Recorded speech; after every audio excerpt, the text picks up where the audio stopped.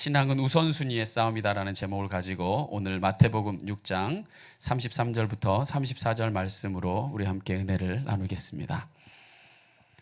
신앙생활, 여러분 신앙생활을 잘하고 계십니까?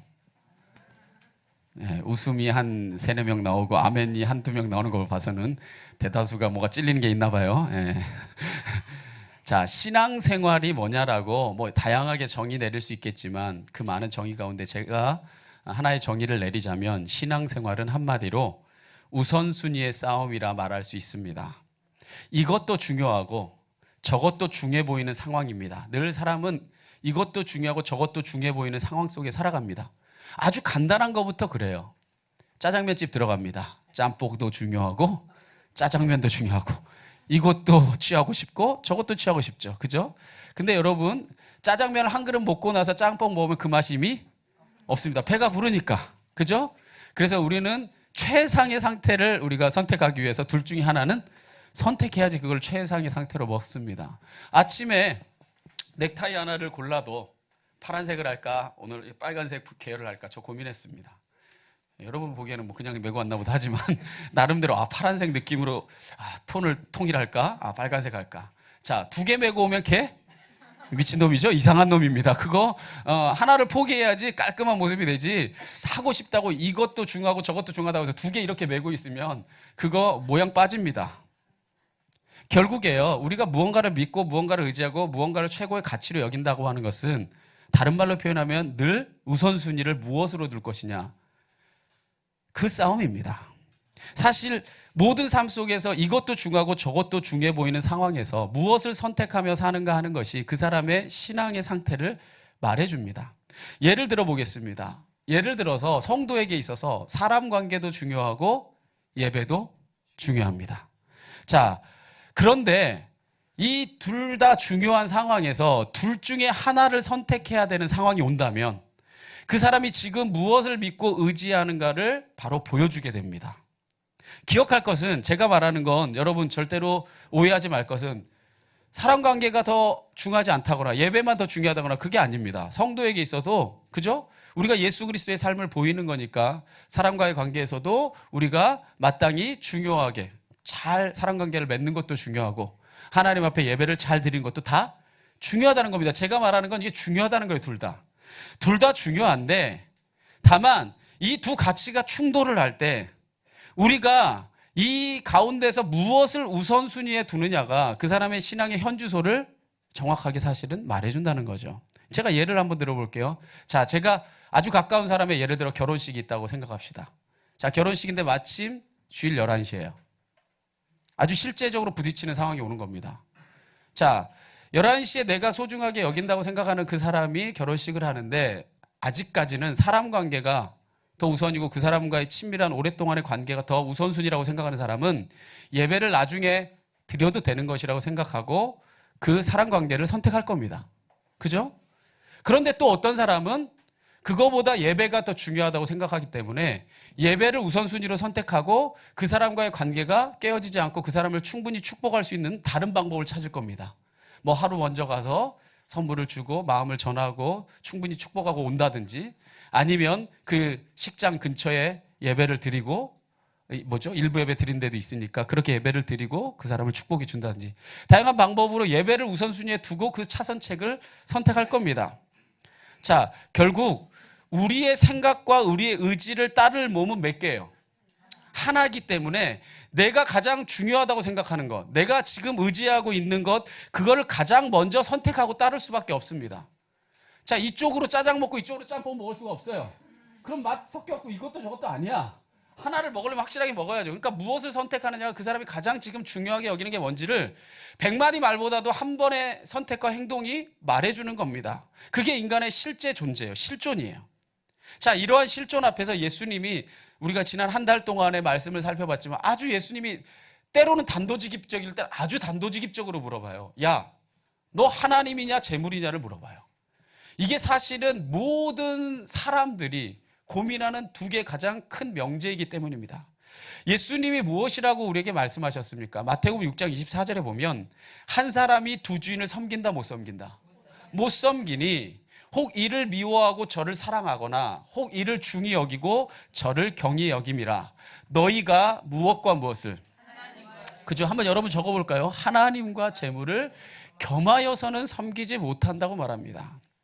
자, 여러분, 제가 재물이 중요하지 않다라고 얘기하는 게 아닙니다. 사람 사는 데 있어서 제일 중요합니다. 그런데 살아가는 데 있어서 하나님도 중요하고 재물도 중요한데, 그런데 한 사람이 두 주인을 섬길 수는 없다는 거예요. 두 개의 가치가 충돌할 때 우선순위를 무엇으로 두느냐가 그 사람이 무엇을 신앙하는가를 보여준다는 겁니다. 자, 몸이 둘로 갈라지고 정신이 두 개로 분열되지 않는 이상에 한 사람이 무엇인가를 선택해야 하는 상황이 온다면 더 중하게 여기는 걸 택할 수밖에 없어요. 그죠? 그러지 않고서야 뭐 몸이 두 개로 갈라진다거나 뭐 정신이 두 개로 분열되는 거, 그 정상 아니죠. 그러니까 정상적인 사람이라면 둘 중에서 중히 여기는 걸 반드시 선택하게 됩니다. 다시 한번 강조하지만 때론 100마디 1000마디 말보다도 그 사람이 택하는 것을 보면 그 사람의 진짜 주인이 누구인지를 알 수 있습니다. 제가 좀 어려운 도전인데 예를 들어 11조를 드리는 이유가 무엇인지를 한번 여러분에게 묻습니다. 예를 들어 11조를 왜 드립니까? 11조를 드리는 이유는 뭐냐면요, 끊임없이 내 삶의 주인이 누구인지 확인하는 과정이에요. 자, 11조를 떼어놓을 때마다 하나님이 내 삶의 주인인 것을 인정하지 않으면 이거보다 어려운 일이 없습니다. 아니, 이건 할 수 없는 일입니다. 못하는 일이에요. 반면에 내 삶의 주인이 하나님임을 인정하면요, 그보다 더 쉬운 일이 없습니다. 아니, 좀 더 정확하게 도전하면 그거보다 더 하고 싶은 일이 없습니다. 제가 그걸 누구를 통해 보냐면요, 우리 엄마를 통해 봐요. 우리 어머니를 통해. 자, 우리 어머니요, 제가 합리적으로 생각해서 제가 목회자잖아요. 이 정도 하면 돼 그러면 절대 안 그러라고 생각합니다.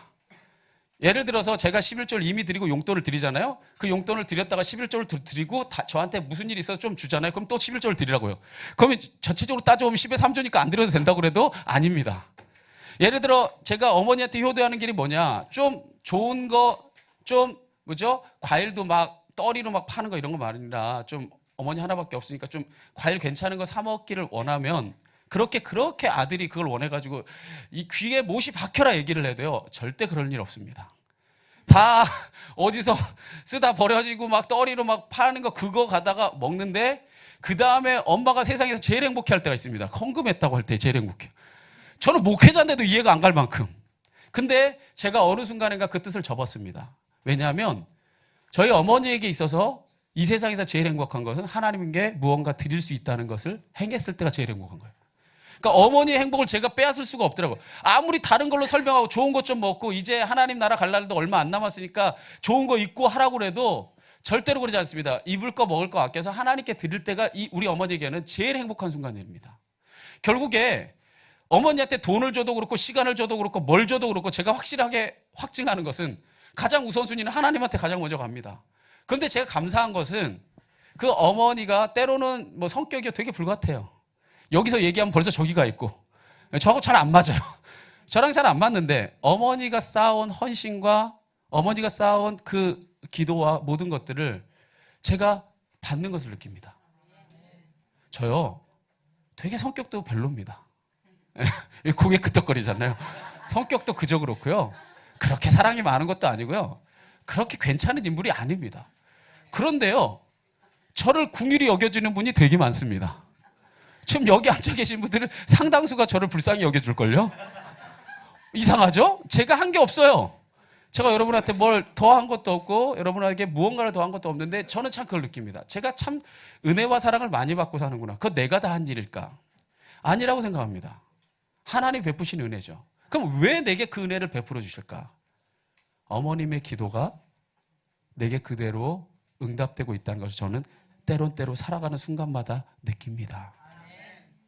결국에요, 우리가 하나님 앞에 무언가를 드릴 때에 그걸 가장 우선순위로 둔다는 것은 그게 그 사람의 가장 소중한 가치라는 걸 가장 극명하게 보여주는 예이기 때문에 바로 하나님께 헌금을 드리는 겁니다. 물론 여러분 착각하지 마십시오. 11조를 드린다고 해서 그 사람의 진정한 주인이 하나님이라는 것을 증명할 수는 없습니다. 왜냐하면 바리새인처럼 자기 의를 나타내기 위해서 10의 2조, 10의 3조도 얼마든지 드릴 수 있기 때문입니다. 그런데 역설적으로 생각하면 적어도 11조도 드리지 못하면서 하나님을 진짜 내 삶의 주인이라고 고백할 수는 없는 일입니다. 왜 11도 내어놓을 수 없는데 전부가 하나님 거라고는 말할 수 없는 것이죠. 결국 그 사람은 아직까지는 세상 재물이 자신의 삶을 보호하고 인도해 줄 것이라고 믿고 있는 겁니다. 그에게 있어서 하나님은요, 아직까지 알아가는 대상일 뿐 내가 믿고 신뢰하는 대상은 아직 아닌 거예요. 그거 괜찮습니다. 성도가 어떤 사람은 신앙의 높은 차원에 있는 사람도 있고 어떤 사람은 낮은 차원에 있는 사람도 있는 거죠.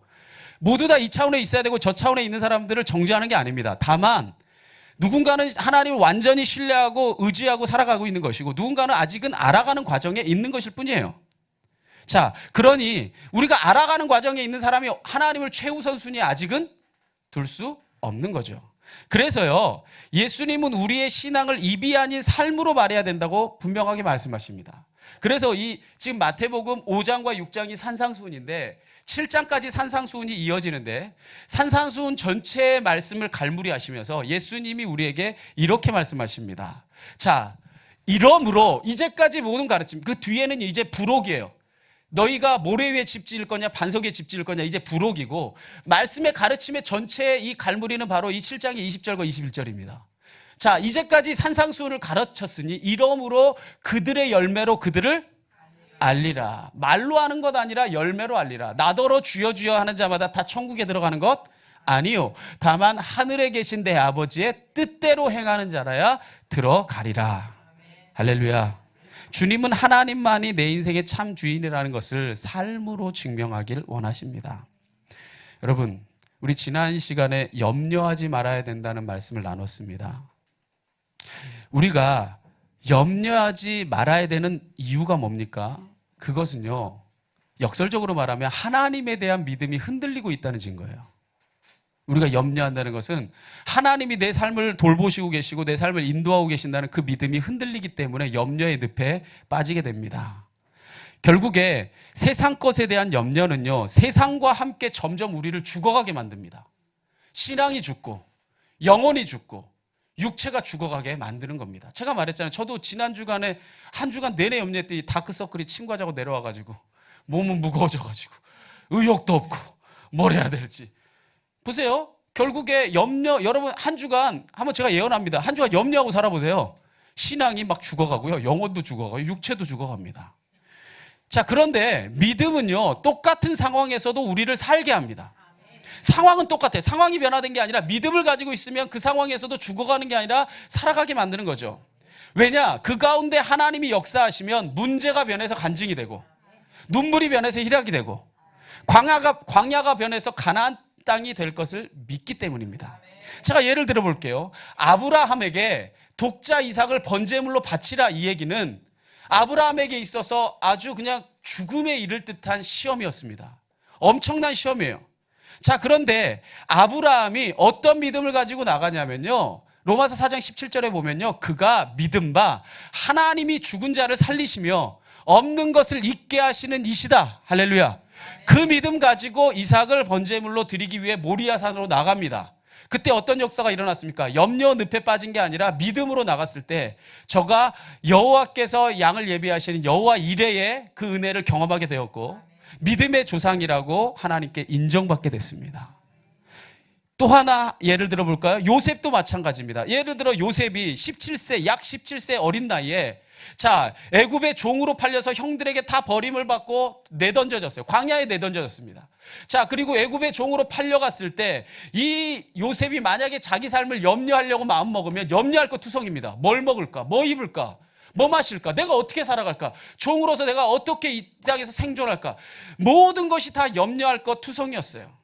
그러나 요셉이요, 종이 되고 죄수가 되고 사람들의 외면을 받는 순간에도 하나님이 내 삶을 인도하고 계신다는 믿음이 단 한 순간도 흔들린 적이 없어요. 그때에 이 요셉이 마침내 모든 과정을 거치고 난 다음에 자신의 모든 인생을 해석하면서 자신을 이 자리에 보내신 것은 하나님의 섭리가 있었다고 고백하고 애굽의 총리로 멋지게 쓰임을 받습니다. 그가 자신의 형들 앞에서 믿음으로 고백하는 그 목소리를 한번 들어보십시오. 그가 말합니다. 자신의 형들과 만난 순간에 형들이여, 저를 팔아 넘겼다고 괴로워하지도 말고 자책하지도 마십시오. 그 일 뒤에는 하나님이 계셨습니다. 참 염려할 거 많았습니다. 먹을 것도, 입을 것도, 가야 할 것도, 자야 할 것도, 내가 어디 서 있어야 될지, 무엇을 해야 될지 두려운 순간 염려할 때 많았지만 그 일 뒤에는 하나님이 계셨습니다. 그래서 나는 염려가 아니라 믿음으로 살았습니다. 그리고 나를 애굽의 총리로 세워주셨습니다. 나를 형들보다 앞서 이곳으로 보내셔서 여러분의 목숨을 구하게 하셨습니다. 누가? 하나님께서. 똑같은 상황에 있었을 때 만약에 염려의 늪에 빠졌다면 요셉은 헤어나올 수 없었을 겁니다. 그러나 저가 믿음으로 나갔을 때 하나님의 역사를 보게 되는 통로가 된 줄 믿으시기 바랍니다. 또 한 명 제가 예를 들어볼까요? 모세는 어떻습니까? 모세가 이스라엘 백성을 이끌고 출애굽을 했어을 출애굽을 해서 나가야 되는데 앞에는 홍해가 떡 가로막고 있습니다. 뒤에는 누가 달려오느냐? 자, 이스라엘 백성을 죽이겠다고 애굽의 군사들이 총무장을 하고 철병거를 타고 막 달려옵니다. 자, 앞에는 홍해가 막혀 있고 뒤에는 철병거를 탄 애굽의 군사들이 전군이 다 진군하면서 이스라엘을 죽이겠다고 달려오는 순간에 진퇴양난의 순간입니다. 바로 그 순간에, 철체정명의 순간에 모세가 무엇합니까? 염려합니까? 걱정합니까? 아니요. 이스라엘 백성이 염려하고 걱정하면서 죽음의 위협 앞에서 두려워서 떨고, 모세 우리가 어떻게 합니까? 저들이 외칠 때 모세가 이스라엘 백성에게 이렇게 말합니다. 모세가 이스라엘 백성에게 이르되 너희는 뭐하지 말라? 두려워하지 말라. 가만히 서서 여호와께서 오늘 너희를 위하여 행하시는 구원을 보라. 너희가 오늘 본 애굽 사람을 영원히 다시 보지 아니하리라. 여호와께서 너희를 위하여 싸우시리니 너희는 가만히 있을지어다. 모세의 믿음의 선포대로 하나님이 일하십니다. 결국 이스라엘 백성이 홍해를 건너고 애굽의 군사들은 그 홍해에 매장되는 역사가 일어났습니다. 그 밖에도 성경에 염려하려고 마음먹으면 염려할 일이 무수히 쌓였던 인물들이 있습니다. 보세요. 끊임없이 우물을 빼앗겼던 이삭, 당장 내일이면 형의 칼날에 죽어야 되는 그 죽음의 위협 가운데서 오들오들 떨고 있던 야복 강가에서 야곱, 또 머나먼 나라의 그 어린 나이에 포로로 끌려갔던 다니엘. 여러분 다니엘 생각할 때는 절 생각하면 돼요. 그리고 끊임없는 이방 족속만 아니라 동족의 죽음에, 순교의 위협에 끊임없이 시달렸던 바울. 그 모든 사람들이 마음만 먹으면 염려할 일이요, 세고 셌어요. 여러분보다 훨씬 셌다니까. 여러분 지금 당장 밖에 나가서 여러분 죽이겠다고 기다리는 사람은 없잖아요, 최소한. 그죠? 바울은 늘 죽이겠다고 기다리고 있었거든요. 끊임없이 빼앗기고 끊임없이 내몰리고 끊임없이 던져지는 삶 속에서도 믿음의 선진들은요, 믿음으로 하나님을 붙들었습니다. 그때 모든 염려가 변하여 평화와 기쁨을 맛보는 도구가 된 것을 믿으시기 바랍니다. 그러므로요, 성도는요, 염려로 사는 자가 아니라 믿음으로 사는 자가 되어야 합니다. 할렐루야. 그건요, 목회자인 저도 늘 아침마다 새롭게 고백해야 되는 고백입니다. 한순간만 삐끗하면요, 우는 사자처럼 우리 머리와 우리 영혼을요, 염려로 집어삼키려고 우는 사자처럼 사탄마귀가 우리를 찾아다닙니다. 그래서 예수님이 우리에게 이렇게 말씀하셨죠. 그러므로 염려하여 이르기를 무엇을 먹을까, 무엇을 마실까, 무엇을 입을까 하지 말라. 한번 적어볼까요? 그러므로 염려하여 이르기를 무엇을 먹을까, 마실까, 입을까 하지 말라. 이는 다 이방인들이 구하는 것이라. 너희 하늘 아버지께서 이 모든 것이 너희에게 있어야 할 줄을 안다 모른다? 하나님이 다 아신대요. 한번 봅시다. 이 말씀을 딱 한마디로 요약하면 뭐예요? 그렇죠. 역시 센스 있으시네요. 제가 딱 이렇게 해놨잖아요. 왜 적으라고 했을까요?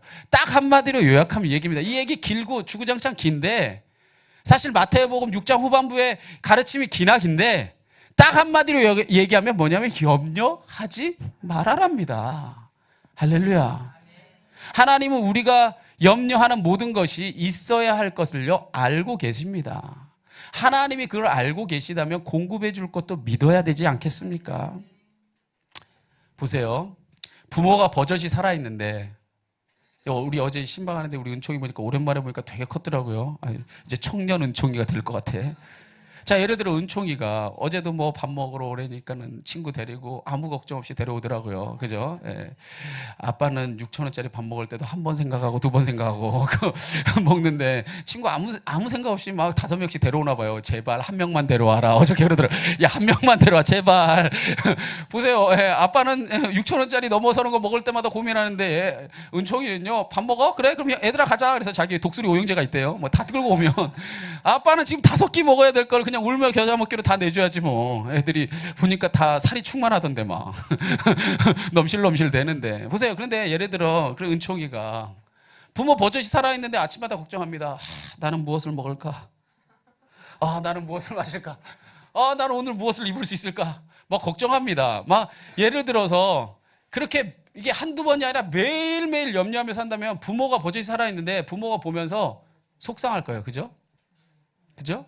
그런데 자식이 걱정하는 정도가 아니라 그 염려 때문에 그 염려가 지나쳐서 영혼도 죽고 신앙도 죽고 육체도 죽어가는 데까지 막 그렇게 자기를 내몰리게 걱정하고 근심하고 있다면 부모가 속상하는 걸 넘어서 화가 날 겁니다.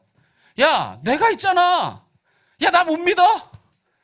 야, 내가 너를 위해서 밤새도록 일하는 거야.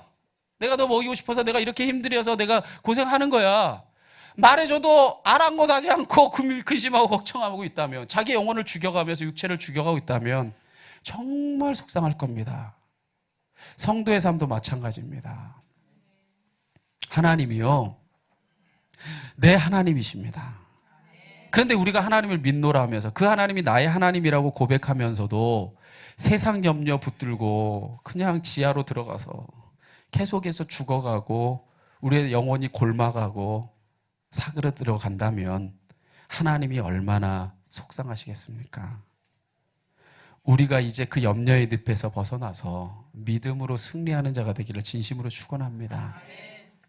그렇다면 여러분에게 묻습니다. 우리가 염려를 넘어서 평안을 누리며 사는 비결이 어디 있습니까? 오늘 예수님이 그 비결을 말씀해 주십니다. 오늘 마태복음 6장 33절에 말합니다. 그런즉 너희는 먼저 그의 나라와 그의 의를 구하라. 그리하면 이 모든 것은 너희에게 뭐 해주리라? 더하시리라. 예수님의 가르침은요, 이렇게 요약할 수 있겠어요. 먼저와 그리하면을 기억하고 살라는 겁니다. 즉 우리가 먼저 구할 것이 있고 그렇게 행하면 더해지는 것이 있다는 겁니다. 이게 인생의 이치라는 거예요. 그런데 문제는 뭐예요? 이 순서가 뒤죽박죽이 되면 그때부터 인생이 엉키고 염려의 늪에 빠진다는 겁니다. 그러면 우리가 먼저 구할 게 뭡니까? 하나님 나라와 그의 의를 구하라는 겁니다. 할렐루야. 하나님 나라와 그의 의를 구하면 그리하면 이 모든 것은 어떤 원리로 사는 거예요? 더해지는 원리로. 내가 그것을 구하느라 힘쓰고 애쓰고 걱정하며 사는 게 아니라 하나님이 더해 주시는 은혜로 살게 된다는 겁니다. 성도를 다른 말로 하면은 무엇이라 이름하냐면요, 사명자라 말합니다. 성도는 사명자라고 얘기하는데 이 사명자의 한자의 뜻풀이를 하자면 이게 심부름 사자입니다. 그죠? 명령 명자입니다. 그리고 놈자자죠. 그러니까 심부름의 명령을 받은 사람이라는 거예요. 즉 사신으로서 심부름꾼으로서 명령을 받은 자가 사명자입니다. 자, 심부름꾼으로서 명령을 받아서 그 일을 행하려 이 사명자가 나가면 자, 주인이 명령한 일을 해야 되잖아요. 그죠? 사명자라면. 자, 그러면 주인이 명령한 일을 행하려고 나가서 그 일을 행하고 있다면 그 일을 행하는 모든 과정에서 먹을 거, 입을 거, 마실 거 누가 책임져야 돼요? 그죠? 주인이 책임져야죠. 보낸 사람이 책임져야죠. 믿으십니까? 성도가 사명자예요. 성도가 이 땅에서 구할 것이 뭐라고 했냐면 하나님 나라, 하나님의 의를 구하고 살라라고 예수님이 말씀하셨어요. 하나님이 보내셨어요. 그렇다면 그 사명에 충실하며 살아가면, 그리하면 이 모든 것을 누가 책임져 줘야 돼요? 하나님 책임져 줘요. 할렐루야. 여러분 지난주에 저 보시고 오늘도 살아오셨네요? 일주일간 어떻게 먹고 사셨어요? 다 먹고 살았어요. 다 입고 살았어요. 염려하고 먹고 살았냐? 믿음으로 평안 가운데 먹고 살았냐? 그것만 다를 뿐입니다. 하나님이요, 여러분을 절대로 내버려 두지 않습니다. 우리가 그 믿음 가지고 살아야죠. 다만 우리가 염려할 게 있다면 이겁니다. 내가 심부름 잘하고 있나? 심부름 시킨 거 똑바로 내가 하고 있나? 이거 염려하세요.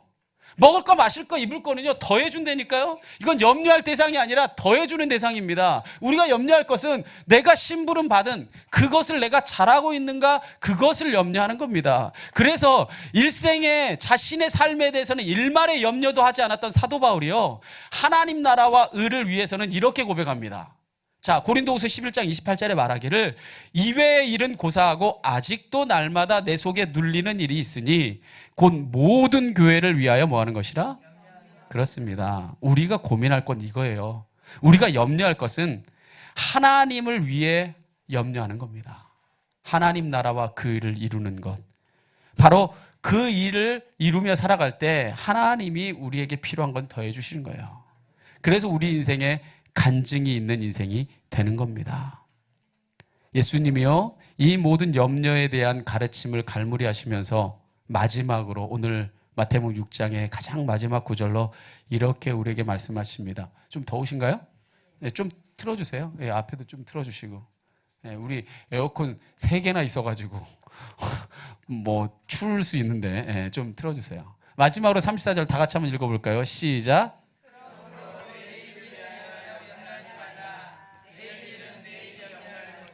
한날의 괴로움은 그날로 적하리라. 아멘. 이 염려하지 말라는 메시지 가운데 계속해서 접속사가 등장합니다. 여기도 그러므로라는 말이 들어가죠. 한마디로 얘기하자면 이제까지 가르침이 다 같은 맥락이라는 거예요. 다 똑같은 얘기를 반복해서 설명하고 있다는 얘기입니다. 전체적인 맥락에서 보면 이렇습니다. 제가 한번 이 염려에 대한 가르침의 전체적인 그림을 그려보면, 자, 이겁니다. 제가 간략하게 요약할게요. 야, 공중의 새를 봐라. 들의 백합화를 봐라. 자, 저들이 창고에 모아들이지도 않고 저들이 옷감을 짜는 수고도 하지 않는데 저 이름 없는 새도 하나님이 다 먹이시고 저 이름 없는 들풀도 하나님이 다 입히시거늘 하나님이 너를 먹이고 입히시지 않겠느냐. 할렐루야. 그러므로 염려하여 이르기를 무엇을 먹을까, 무엇을 마실까, 무엇을 입을까 하지 말라. 이거는 하나님 안 믿는 이방인들이 구하는 것이라. 너희 하늘 아버지께서는 이 모든 것이 너에게 있어야 할 줄을 안다 모른다? 아시느니라. 그런즉, 그러니까 너희는 먼저 그의 나라와 그의 의를 구해라. 그리하면 이 모든 것은 너희에게 더하시리라. 그러므로 내일 일 염려하지 말아라. 내일 일은 내일이 염려할 것이요 한날 괴로움은 그날이 족하니라. 보세요. 내일 일은 내일이 염려한대요. 그럼 내일이 왔어요, 안 왔어요? 안 왔으니까 내일 일은 내일이 염려한다니까 아직 안 왔으니까 내일이 염려할 거 아니에요. 그럼 내일이 됐으면 내일이 오늘이죠 또. 그렇죠? 오늘 왔으니까 내일 일은 내일이 염려할 거 아니에요. 그러니까 내일 일은 내일이한테 맡겨두고 오늘이한테 우리의 삶을 맡기고 살라는 거예요. 할렐루야. 계속해서 이 접속사를 통해서 말씀하시는 가르침은 하나의 맥락입니다. 염려하지 말라. 내가 책임져 줄게. 너 나를 구하고 살아. 나 붙들고 살아. 할렐루야. 나 너 세상에 염려하라고 내보낸 거 아니야. 나를 통해 예배하고 기뻐하고 감사하고 누리며 살라고 너를 보낸 거야. 하나님이 말씀하고 계시는 겁니다. 결국 내일 일은요, 염려할 대상이 아니라 믿음의 대상이죠. 세상 염려, 세상 걱정, 세상 필요에 매여 영혼을 죽이고 신앙을 죽이고 육체를 죽이는 인생 살지 말라는 겁니다. 다만 우리가 할 일은 하나님 나라와 그 뜻을 구하며 살면 하나님이 우리의 삶을 책임져 주십니다.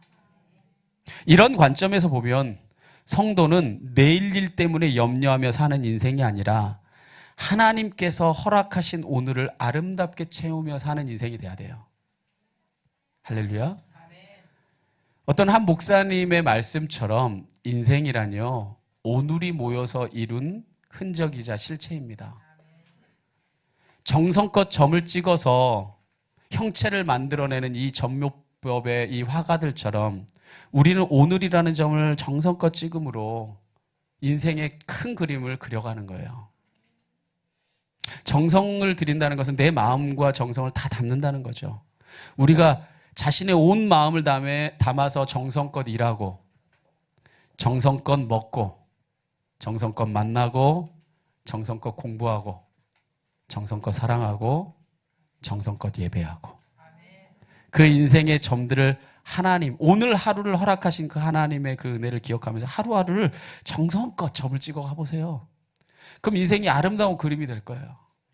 그런데 오늘도 염려하고 내일 것도 끌어와서 염려하고 어제 내가 왜 그랬나 하면서 또 염려하고 현재, 과거, 미래를 통일해서 염려하고 그리고 변하지 않을 그 염려들을 끊임없이 끌어안고 산다면 우리 인생은요 그냥 한낱 어두운 그 흑암의 흔적만 남길 뿐입니다.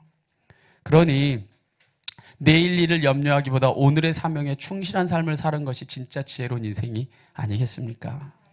여러분, 이 시간 묻고자 합니다. 한번 저를 볼까요?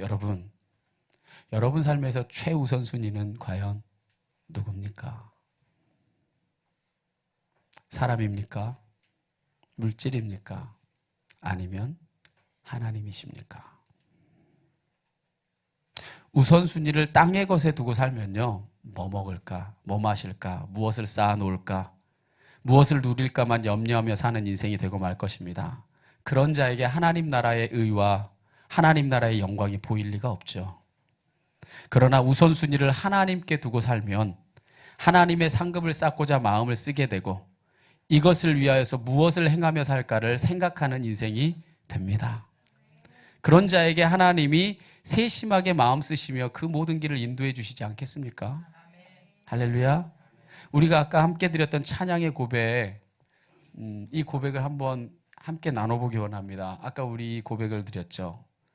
때로 인생의 날이 저물어 가는 것처럼 보일 때, 빈들에서 아무것도 없는 것처럼 걸어가는 인생일 때, 참 우리에겐 염려할 거 많고 걱정할 거 많을 것 같다고 생각하는 그 순간이 바로 하나님의 때인 것입니다. 때로는 인생 살다가 내 힘으로 안 되는 거 있죠? 아니, 이렇게 물어볼까요? 때로 인생 살다가 내 힘으로 안 되는 거 많죠?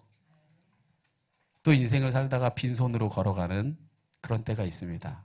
근데 그때 우리는 염려를 고백하는 게 아니라 하나님이 예비해 주신다, 여호와 이레를 고백하는 자가 되어야 됩니다. 주님이 일하십니다. 주님이 일하십니다. 중요한 건 뭐냐? 주님을 위해 아끼지 않는 자에게, 주님을 최우선 순위로 두는 자에게 하나님이 발벗고 나서서 일해 주십니다. 주님이 일하십니다. 주님이 일하십니다. 주님 진짜로 믿고 신뢰하며 그 길을 걷는 자에게 일해 주십니다. 오늘 말씀을 마무리하면서 한 분의 간증을 남기며 오늘 말씀 마무리하고자 합니다. 세계무역센터협회 수석부총재인 이희돈 장로님이라는 분이 있습니다. 이분이 영국 런던에 있는 어느 한인교회에서 간증을 하면서 이렇게 얘기합니다. 남는 것은 시간밖에 없습니다. 문제는 우선순위입니다. 이렇게 말했습니다. 사실 이분의 경우에는요, 시간을 15분 단위로 쪼개서 사용한다고 합니다. 만나야 될 사람이 너무 많아서 15분 단위로 약속을 잡는데요. 그러니 얼마나 바쁜 하루를 보내겠습니까? 그런데 주님의 영광을 위해서 간증하는 일, 영혼을 구원하는 일에는 만사를 제쳐놓고 우선적으로 그 일을 한다는 겁니다. 한 번은 노벨상 재단의 중요한 회의를 마치고 그 나라의 최고 지도자가 만찬을 초청하였어요. 그런데 이 초청을 거절하고 이분이 그날 바로 비행기를 타고 돌아옵니다. 왜 돌아왔냐고 물었더니 본교회에서 주일 예배를 드리려고 돌아온 겁니다. 그 나라의 최고 지도자가 만찬에 참여하라고 하는데, 그리고 이분이 매주 금요일 저녁이면 그 예배를 마친 후에 그 침낭 가지고 예배당에서 불편하게 기도하다가 잔다고 합니다. 왜냐고 물었더니 하나님께서 자신을 여기까지 높이신 것을 본인이 너무나 잘 알기 때문에 하나님의 마음에 합한 종이 되기만 하면 하나님의 손에 붙잡혀 영광스럽게 쓰임받을 것을 자기가 분명히 알았기 때문이라는 거예요. 이분에게는 바꿀 수 없는 간증이 하나가 있어요. 그게 뭐냐면, 여러분이 잘 알다시피 세계무역센터가 그 9.11 테러 때 그 무너진 건물 아닙니까? 근데 이분이 원래 그 84층, 그 첫 번째 비행기가 부딪힌 곳이 84층이래요, 정확하게. 자신의 그 사무실이 74층인가 뭐 거기 있고 84층에서 원래 모든 그 세계무역협회 그 이사들이 회의를 하기로 한 그날에 이분이 비행기를 타고 오다가 계속해서 배가 아프고 뭐가 아파가지고 화장실을 계속 들락날락 하게 된 거예요. 그래서 늦게 된 겁니다. 한 20여 분간을. 그래서 자기 보좌관들한테 다 전화를 해서 내가 오늘 늦게 됐으니 다 해산하라고, 다 나가라고 얘기를 했대요. 자기 보좌관들. 그리고 자기가 이제 급하게, 늦었으니까 급하게 차를 타고 쭉 가는데, 가는 순간에 늦었으니까 문을 열고 걸음을 내딛고 걸어가는 순간에 비행기가 부딪힌 거예요. 그래서 그때부터 무너지기 시작하는 걸 발견하고 이분이 깜짝 놀라서 이제 차에 타게 되고, 그리고 이제 뒤돌아서 중앙선을 이제 넘어서 반대로 쭉 가게 됐다는 거예요. 근데 그 무역센터 앞에 그 터널이 있거든요. 이 지하로 된 터널이 있는데, 거기서 이 사람이 정신이 들면서, 이 사람들이 일로 가면 그 건물이 무너지고 있는 거 아니니까 죽잖아요. 소리를 쳤대요. 문 열고. 가지 말라고. 죽는다고. 건물 무너진다고. 절대로 가면 안 된다고. 막 소리를 치는데 웬 미친놈이 하면서 다가들어요. 왜냐하면 그 무너지는 순간에 한순간에 보이는 게 아니거든요. 너무 꼭대기에서부터 무너지니까. 그렇게 소리를 지르면서 그가 이제 반대편으로 그 사람들 차를 헤집고 돌아가는데, 그분의 얘기로 말합니다. 그때 이쪽으로 간 분들의 한 반 가까이는 상당수가 죽었을 거라고. 그런데 그가 고백합니다. 물론 그 안에 있는 믿음의 사람들도 있었겠죠. 그런데 이분에게 있어서 신앙의 고백은 하나님께서 자신에게 사명이 있기 때문에 살려주셨다는 거죠. 할렐루야. 그 계획대로라면 84층 그 자리에, 자신이 있어야 될 자리에 하나님 왜 두셨는가? 근데 가장 안타까운 게 뭔지 아세요? 자기가 봤잖아요. 지금 이 절체절명의 순간에 자기가 경험하고 그 자리에서 헐레벌떡 뛰어서 운전수한테 말해서 차를 돌려서 막 가는 순간에 가면 죽는다라고 얘기해도 그 죽음의 늪에 사람들이 듣지 않고 막 달려가는 모습을 보면서 너무나 가슴 아팠다는 거예요. 그래서 그 마지막의 순간을 경험한 자신이 그 사람을 살려내는 일에 자기의 삶을 최우선 순위로 드린다는 겁니다. 왜? 이 일을 경험하고 나니 이 모든 인생이 하나님이 주시지 않으면 살아갈 수 없다는 것을 뼈저리게 깨달은 거죠. 오늘 말씀을 마무리 지으면서 여러분에게 도전합니다. 하나님을 삶 속에서 경험하고 싶습니까? 그렇다면 여러분에게 이렇게 도전하겠습니다. 내 삶의 최우선순위가 누구이면? 하나님이면 하나님도 최우선순위가 바로 여러분이 됩니다.